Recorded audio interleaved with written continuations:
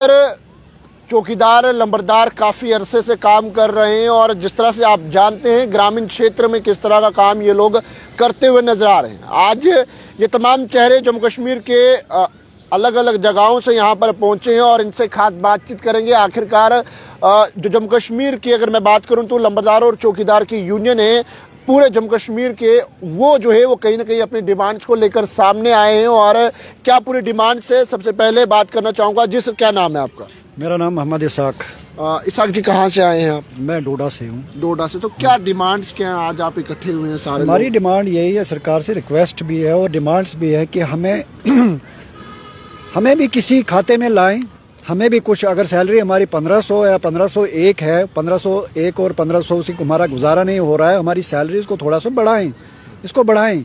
कहीं ना कहीं किसी, अगर यहाँ पर मिनिमम वेजेस एक्ट इन्होंने लागू किया है, सुनने में तो आता है, लेकिन उस कैटेगरी में हमें तो कहीं पाया नहीं हमने अपने आप को, उस कैटेगरी में भी नहीं हमें रखा है। ना ही हम किसी एम्प्लॉयमेंट के कैटेगरी में और ना ही हम पॉलिटिकल कैटेगरी में, किसी भी कैटेगरी। लेकिन उधर से गवर्नमेंट की पाबंदी है हम पर, दूसरे काम नहीं कर पाते हैं, कोई प्राइवेट जॉब नहीं कर पाते हैं, क्योंकि हमने अपना हल्का संभालना है।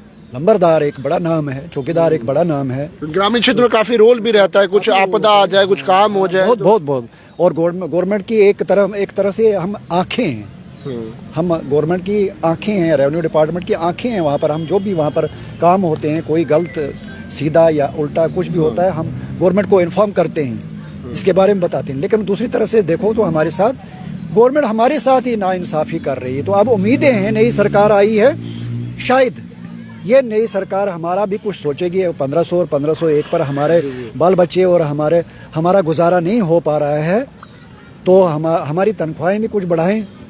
तो उम्मीद है सरकार से कि क्या लगता है वो 1500 और 1501 में गुजारा हो जाता है? वो सरकारी स्कीम्स आपको मिलती हैं, बाकी चीज़ें जो एक आम नागरिक को मिलती है? ये मैं आपको इस बात पर कहता हूं कि जो आपने ये सवाल किया कि हाँ जी क्या गुजारा होता है या नहीं होता है, क्या आपको लगता है कि 1500 पर गुजारा होता है? नहीं हो पाता। इससे पहले 2023 से पहले इन्होंने कोई शर्तें नहीं रखी थी, कोई हमारे पर एसआरओ थोपा नहीं गया था कि आप काम नहीं करोगे, आप प्राइवेट सेक्टर में नहीं जाओगे। 2023 में इन्होंने एक ऐसा एसआरओ निकाला जिसमें ये सीधा हम पर एक पाबंदी लगा देगी, एम्प्लॉय की तरह, जिस तरह दूसरे एम्प्लॉयज़ पर पाबंदी है कि आप कोई प्राइवेट सेक्टर में काम नहीं कर पाओगे। जैसे कई लोग हमारे साथी ठेकेदारी का काम करते थे, जॉब कार्ड थे उनके पास, या दूसरे दुकानें थी, या दूसरे मजदूरी का काम करते थे, वो अपना पेट भी पालते थे और लंबरदारी भी और चौकीदारी भी निभाते थे। लेकिन 2023 में इन्होंने एसआरओ एक ऑर्डर पास किया कि हाँ जी आप दूसरा काम कोई कर नहीं सकते हो, 1500 में आपने मरना भी और जीना भी है। ये मुमकिन नहीं है, ये बड़ा मुश्किल है हमारे लिए। तो इसलिए तो हम रिक्वेस्ट करते हैं सरकार से कि आने वाली जो नई सरकार है इस पर ध्यान दे। आज अपने मौजूदा सरकार से अपील की है, कोई डेलीगेशन आप मिलने जा रहे हैं उमर अब्दुल्ला साहब से या डिप्टी सीएम से या सतीश शर्मा से, इस विषय को लेकर बातचीत उनसे भी होगी? हाँ, हम तो सीएम साहब के पास जाने के लिए तैयार हैं और हर वक्त कोशिश कर रहे हैं कि हम उनसे मुलाकात करें और अपनी ये जो हमारी लाचारी है, हमारी बेबसी, उनको उनके सामने रखें।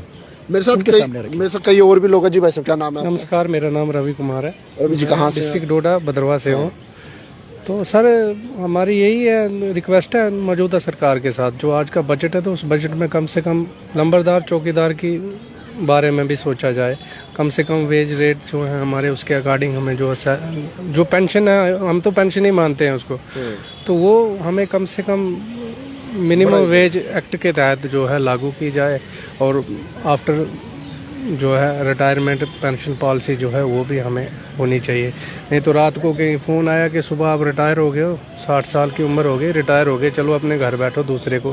तो उसमें हम इसीलिए गवर्नमेंट से अपील करते हैं कि कम से कम इस बारे में, हमारे बारे में सोचा जाए।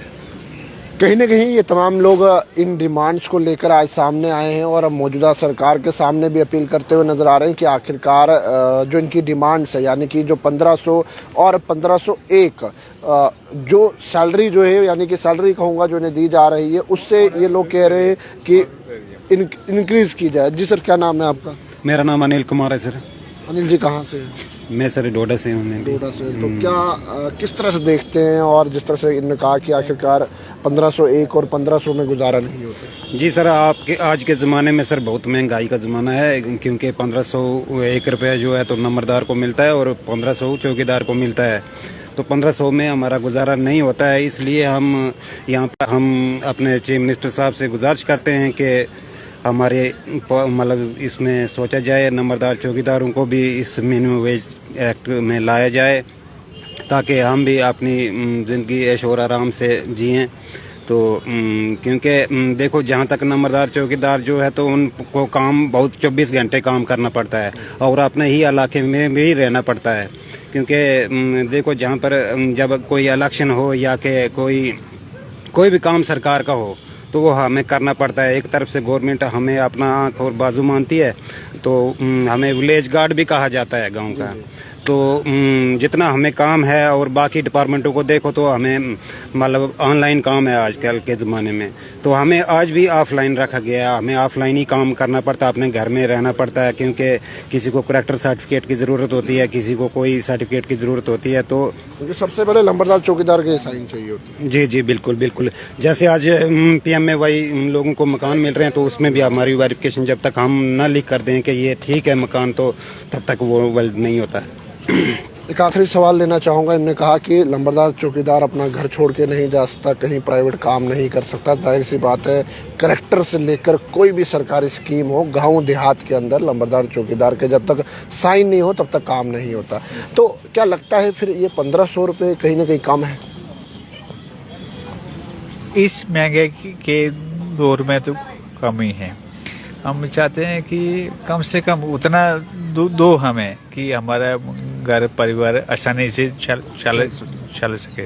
क्या अपील करेंगे उमर अब्दुल्ला की नई सरकार है, बजट पेश होने वाला है? नहीं, अपील है, और हम अपील है कि हमारा ध्यान भी रखें। कम से कम हम वो लोग हैं जो मुगलों के समय से हैं, नंबरदार चौकीदार मुगलों के समय से, फिर राजा महाराजों के समय से, फिर अंग्रेज़ों के समय से, फिर 1947 में आज़ाद हुए देश, तो 2025 आ गया है।